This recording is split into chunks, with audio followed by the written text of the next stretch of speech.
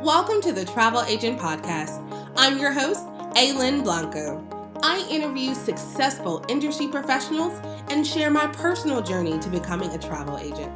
The show is for aspiring travel agents and travel professionals at every level.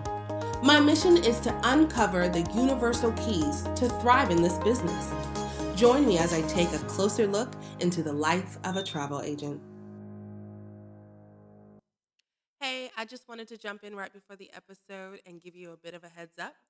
There's going to be a reoccurring theme over the next couple weeks, and it is staying in front of your clients. They need to know that you are still in business and that you are going to help them travel as safely as possible. Now, there is a multitude of ways that you can stay in front of your client, but one of the ways that I love most is podcasting. And because of that, I created the Travel Professional's Guide to Podcasting, and I'm going to be hosting one last class this year so that you can start off 2021 right and stay in front of your client. So if you've been thinking about starting a podcast and it's been on your to-do list for a very long time, or you started and it got really overwhelmed, come join the Travel Professional's Guide to Podcasting. If you are looking to stay top of mind and stay in front of your client and attract new ideal clients, this is it. So click the button that says start podcast now, or go to the travelagentpodcast.com and click the course button, and all of the information is there. And if you still have questions, at the bottom it says, are you still not sure? We'll get on a call together. I want you to be successful. And you never know, podcasting might just be your thing. So, without further ado, we'll get on to the episode. Hello, and welcome back to the Travel Agent Podcast. As per usual, we have another amazing guest, and she's going to introduce herself. Hi, my name is Amina Dearmon, and I'm a luxury travel advisor based in New Orleans, and I'm affiliated with Smart Flyer. All right, so how'd you get started? So I've been in business for about 2 years. I think my journey is unique in the sense that my background was really in sales and marketing. I have an MBA from Tulane, so I went to business school knowing that I wanted to move to New York and have this major career in beauty and fashion. And at some point along the way, realized that none of those things were my true love or what I was really passionate about, and that travel is something that I always came back to. So about now at this point, 3 years ago, I went on a trip with my husband to Venice. We were actually meeting some friends there and going on our first cruise. And there was something about that moment, just being there and being amongst friends and being in a new place. It felt really special to me. And I kind of had a moment when I was like, this is a feeling that I want to have over and over again. And it's a feeling that I want to help other people have over and over again. And I traveled my entire life since I was a small child, a baby actually. But that particular trip really struck a chord with me. So I got back from the trip and I started researching. I just Googled luxury travel advisor. Is it a thing? Does it exist? Do people actually earn a living doing that? And from there, started looking at host agencies and wrote a business plan. And kind of the next thing I knew, I was talking about when I was going to leave my full-time corporate job and transition into the travel industry. So that's my origin story. It wasn't a particular importance, I guess, this trip, but there was something about the feeling that I had on the trip that I came back and I just really felt moved to go down this path. That's exactly what happened when I came back from the Philippines. I was like, all right, how do I make this happen? Google is your friend. Right. It's like one of the few times that Google and travel actually can be your friend. Right. When you're trying to find out a career about being a luxury travel advisor. Yeah. So since you've been in this transition for the last 3 years, what do you wish you would have known when you first started? The main thing I think I would have known is how much of a hustle this business is. And I wasn't one of those people who had this idea that it was just going to be like me traveling the world and staying at fabulous hotels. I get a lot of questions about that from people who are interested in coming into the industry. And I tell them, honestly, I probably will definitely travel less now because of COVID. But when I really started full time in this business, I was traveling a lot less than I was before because I was working all the time and working on with clients all the time. So I think that's one thing that I wish I'd been more prepared for. Just getting your name out there, meeting people that are then going to introduce you to the right people, letting people know that you still exist, that this industry still exists, that you provide a service and a value that they can't get elsewhere. So that for me was kind of a surprise. Not that I wasn't expecting hard work. I was definitely expecting that and long hours, just building a business, starting a business, that's part of it. But I really felt like I was hustling. I felt like I was starting at the bottom and I had a lot to prove and I had a lot to learn.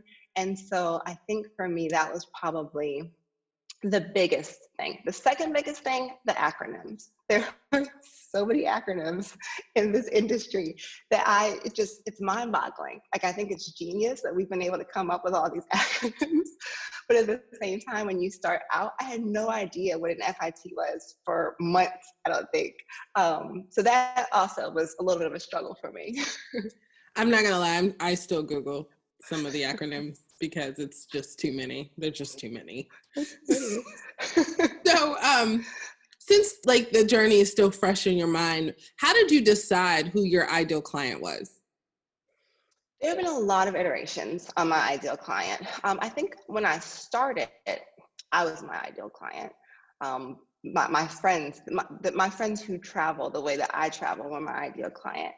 And over the last few years, I realized that I'm actually not my ideal client because I'm the person that plans. I'm the planner, I'm the researcher, and that's not who I really want as my client. I want the person that can let go of the control, and that's not me at all. So I think in going through that process and kind of finding out who she was, it's even changed from when I realized that. So in my head, she's like this mid-30s professional who travels a lot for work. So she's going places, but she's not really getting to enjoy them. And she wants to be able to go back with her significant other, or her girlfriends, and really kind of hang out. That's who she is in my mind. My actual clients are still not that person. Most of them are executives. I work with a lot of physicians. I work with a lot of people who really just do not have time to think about any aspect of their trip. And they are comfortable because they have their thing that's their specialty. And they get that. They get how specialties and kind of having that arsenal of a financial planner and a CPA and all of those things, they understand that business model. And so they are very willing and ready to hand over everything to me and just want to show up at the airport and go. So I think it's constantly evolving. And it's not really until I went back and looked at, okay, this is who I think I'm talking to, this is who I think I'm marketing to, but who's actually calling me and who's actually booking with me? And that person looks a lot different than where I started and even different from where I was probably a year in. I love that so much. Same journey. I'm still on that journey. And I think it's ever changing as you grow your business and you realize who you really want to work with and you find that perfect client. You're like, I need more of you. Yeah, exactly. Tell all of your friends that are just like you. Right. So what is something you failed at in the beginning and you are an absolute rock star right now? Well, I think something that I failed at in the beginning. So I fail constantly. I fail on a daily basis. Don't we all? But I think the one thing really was prioritizing and monetizing my time. So I pretty much from the get-go have always charged some type of planning fee for when clients were actually ready to book. They were ready to go. But what I didn't always monetize was those 30-minute conversations of brainstorming or those conversations at a cocktail party. And so something that I think in the beginning, I didn't realize that I was basically just giving people free advice. And anyone else in this type of professional service industry, they don't offer free advice. My attorney does not give me free advice.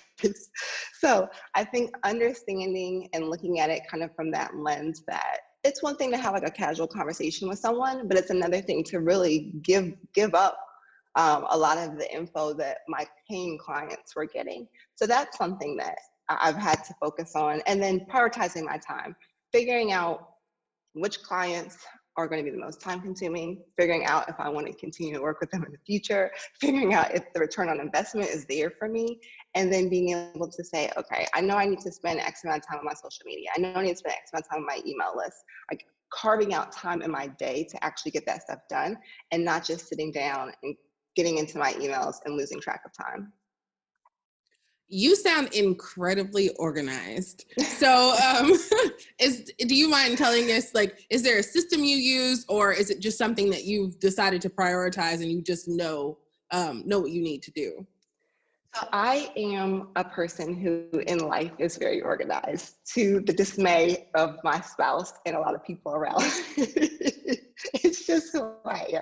I go to my sister's house and I organize her pantry. That's who I am in my core. I can't help it. I try to change, I can't change. So I think a lot of it is just a natural instinct. But I started really just in Google Docs, Microsoft Word, Microsoft Excel. Now I'm actually using a few different softwares and platforms. So I'm on TravelJoy. I use you've, and I'm actually on the beta list for this new app and website called Thatch, which is basically like if Google Maps and your notes on your phone had a baby. And I use both of those so much. This is kind of like a pretty way to organize all of those restaurants and great things that you see in passing. And so those things kind of help me because we all have so much going on up here. And I have notepads on notepads on notepads with 15 different lists on each one and a whiteboard and post-it notes.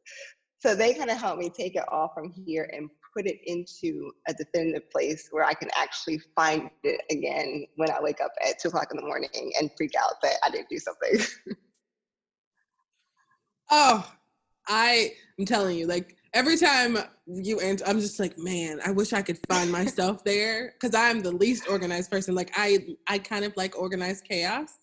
It makes me feel needed, Mm-hmm. but it is a hot mess. And so I wish I had that personality trait to get things a little bit more organized. So, what's one of the most important things that you have gained from this industry so far?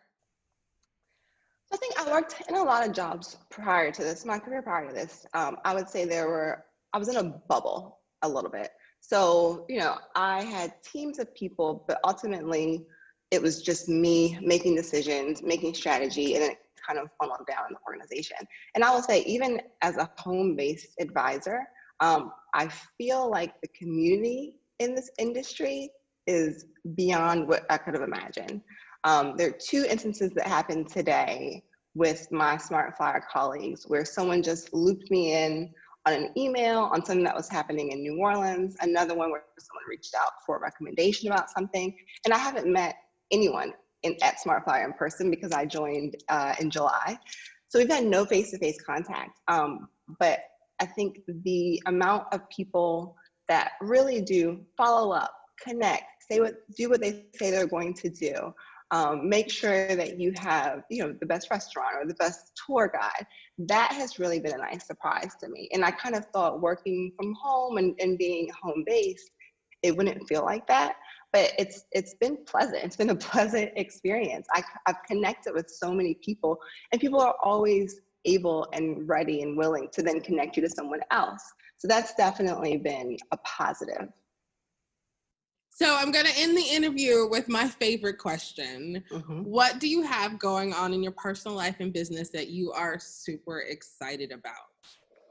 So in my personal life, which is a hot mess, I am selling my house that I lived in for 7 years in the Irish Channel in New Orleans. So that's just it's taken all the energy. It's all the emotions and all the energy and everything. But I'm excited about it because it's kind of the end of one chapter and it's the beginning of a new chapter. And I think going into 2021, I only want new chapters, no old chapters going forward.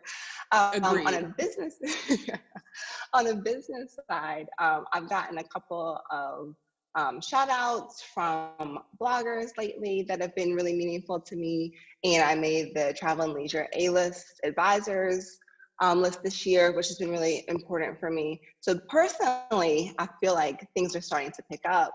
Obviously, the vaccine news, that's super exciting. So I think there's a lot of good things coming for us who are in the travel business. And as soon as I sell my house and we get the vaccine, then I can travel wherever I want. That is awesome. Well, good luck on selling your house. Thank you.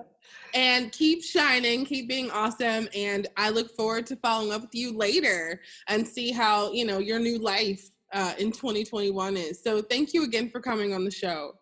Of course. Thanks for having me. And if you'd like to learn more about Amina, go to the Travel Agent Podcast /blog. Thank you for joining the Travel Agent Podcast. Don't forget to subscribe, rate, and review. Visit thetravelagentpodcast.com for more information about today's episode and other travel agent resources. Be sure to tune in every Thursday for new episodes. Until next time, continue to build a travel business you love.